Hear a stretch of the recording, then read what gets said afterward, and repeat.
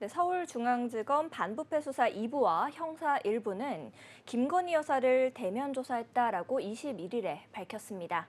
이 검찰 조사는 오후 1시 30분에 시작해서 다음 날 새벽 1시 20분까지 총 11시간 50분가량 이뤄졌습니다.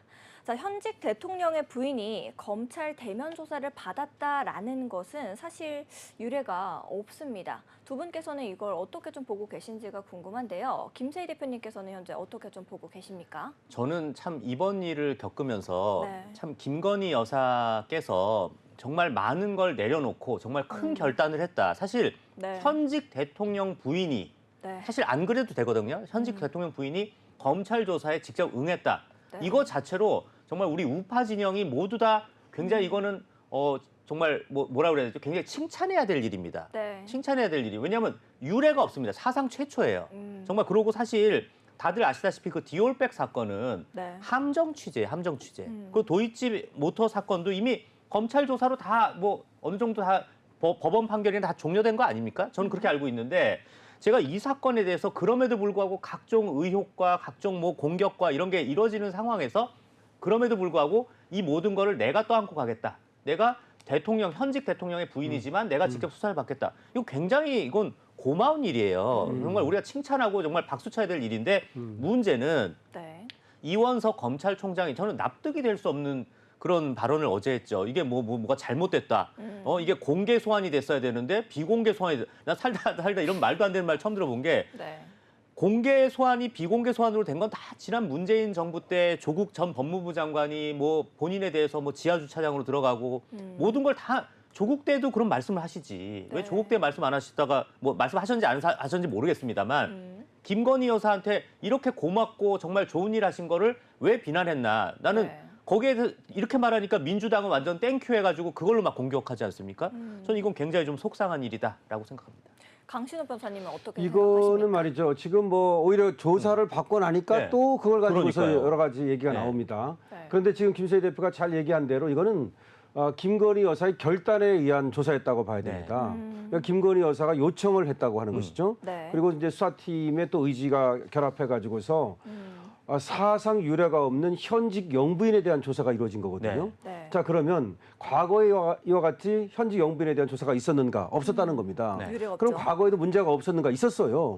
문제가 있었음에도 불구하고 현직 영부인을 조사한 바가 없습니다. 네. 네. 자, 그런데 그러면 김건희 여사가 왜 이렇게 조사에 임했는가? 저는 어떻게 보느냐면은 김건희 여사의 노심초사다 이렇게 말하고 싶어요. 네. 그러니까 윤석열 대통령의 성공 네. 그리고 이 윤석열 정권의 성공을 누구보다도 바라는 입장에서 네. 지금 디올 파우치라고 하는 그것 때문에 어떻게 보면은 자신의 잘못된 판단이라고도 볼 수 있거든요. 네. 최재형한테 속았지만 말이죠. 네. 이걸로 인해서 국정에 부담을 주고 지금 또 국힘에 갈등이 일어나고 윤석열 대통령과 한동훈 전 네. 비대위원장 간에도 또 갈등이 생기고 이런 것들이 나 때문이다라는 인식을 가졌던 겁니다. 그래서 어떻게든지 풀고 가겠다. 그래가지고 진중권한테도 네. 57분 전화를 했던 그쵸, 거거든요. 그 진중권한테 전화한 거를 잠깐 여기서 먼저 말씀드리면 한동훈하고 진중권하고 친하다 그러니까 네. 진중권한테 전화해서 한동훈을 좀 설득해달라. 대통령의 뜻은 이런 것이다. 이런 뜻으로 얘기를 한 겁니다. 그런데 네. 진중권이 그걸 또 까발리면서 또 이제 또 진중권의 기회주의적 행태를 보이고 있죠. 네. 똑같습니다. 자, 이렇게 자꾸 시끄러워지고 네. 문제가 생기니까 여사께서 그럼 내가 차라리 조사를 받겠다라고 자청을 했고 그래서 이제 조사가 이루어진 건데 지금 이원석 총장 같은 얘기는 두 가지입니다. 하나는 왜 공개 소환을 하지 않았느냐. 네. 이건 말이 안 되는 거예요. 아까 김세희 대표가 잘 얘기했는데 벌써 조국 때부터 공개 소환하지 않기로 했습니다. 네. 네. 더군다나 이 주요 인사에 대한 공개 소환은 더군다나 김건희 여사는 이 경호 문제가 있기 그렇죠. 때문에 네. 이게 공개 소환을 하면 오히려 경호원 인력 낭비가 되죠. 예, 그것도 있고 경호법 위반이 될 여지가 있습니다. 아, 그래요? 네. 더군다나 트럼프가 지금 얼마 전에 그럼요. 그런 저격을 당했고 위험한 일이죠. 이재명도 저격을 당하지 않았습니까? 네. 네. 그런 상황에서 공개 소환한다는 건 이건 말이 안 되는 것이고요. 두 번째는 뭐냐면 왜 검찰청이 아닌 다른 제3의 장소에서 조사를 받았느냐 이런 말입니다. 네. 그런데 이번에 그 이원석이가 감찰을 지시하니까 공개 반발을 하면서 사표를 낸 그러니까 검사가 있습니다. 담당 검사가 네, 담당 사표를 검사가 뭐라고 말했냐면 네. 그 장소가 뭐가 그렇게 중요하냐? 조사를 했다는 사실이 중요한 거 아니냐? 네. 그렇게 얘기를 하고 있고 실제로 검찰로 김건희 여사를 갖다 소환하는 것은 아까 말씀드린 것처럼 이 경우에 상당한 문제가 발생할 여지가 있기 때문에 네. 제3의 장소에서 했다 이렇게 보면 되는 거거든요. 네. 근데 이걸 이제 또 꼬투리 잡아가지고 네. 처음에는 김건희 여사가 조사를 안 받는다고 난리치고 네. 조사를 받으니까 공개를 안 했다고 또 난리치고 네. 그다음에 또 제3의 장소에서 받았다고 난리치는 겁니다. 이거는 결국은 이렇게 하나 저렇게 하나 오로지 정치적 목적으로 김건희 여사를 흠집내는 거다 이렇게 봐야 됩니다.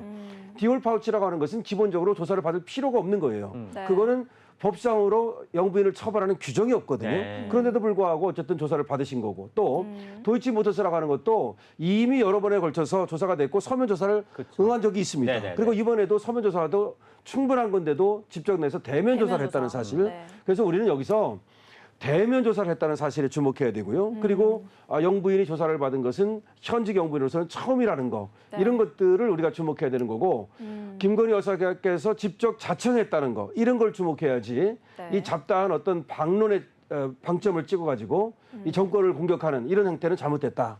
이렇게 우리가 정리할 수 있겠습니다. 알겠습니다.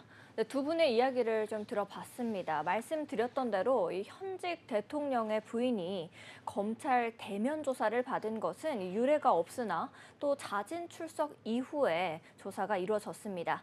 검찰총장의 김 여사 수사 관련 대국민 사과로 또 다른 검찰 내부의 갈등이 표출이 됐는데요. 향후 검찰의 판단과 대통령실, 여야의 대응에 주목해 봐야겠습니다. 계속해서 다음 뉴스로 넘어가 보도록 하겠습니다.